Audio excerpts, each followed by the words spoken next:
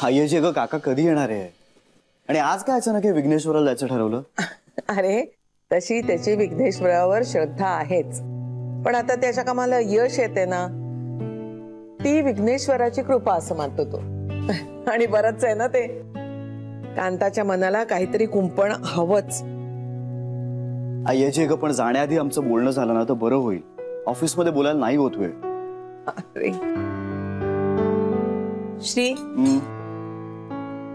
काय आई अगं उशीर झालाय मला.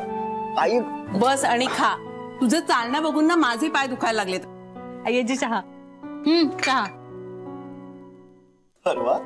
अर्धा कपच दिलाय.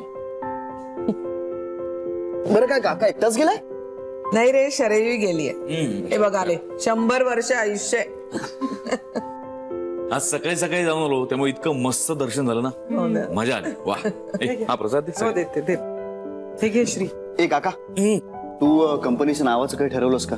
आपल्याला नावाचं डिझाईन लवकरात लवकर फायनल करायचंय. श्री माझ्याकरता जगात फक्त एकच नाव आहे, विघ्नेश्वर.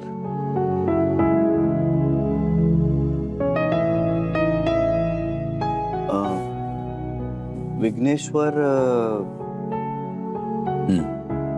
माझी खूप श्रद्धा आहे श्री त्याच्यावर. मला आजपर्यंत आयुष्यात जे काही मिळालंय ते सगळं फक्त त्याच्याचमुळे. आज मी जे आयुष्य बघतोय ते त्याच्यामुळे. त्याने मला 6 दिवस दाखवला, माझ्या सगळ्या माणसांमध्ये मला परत आणलं. आज मी जे करतोय आणि इथून पुढे जे काही करीन ते त्याचंच आहे. त्यामुळे त्याला नावही त्याचंच द्यायला हवं, विघ्नेश्वर.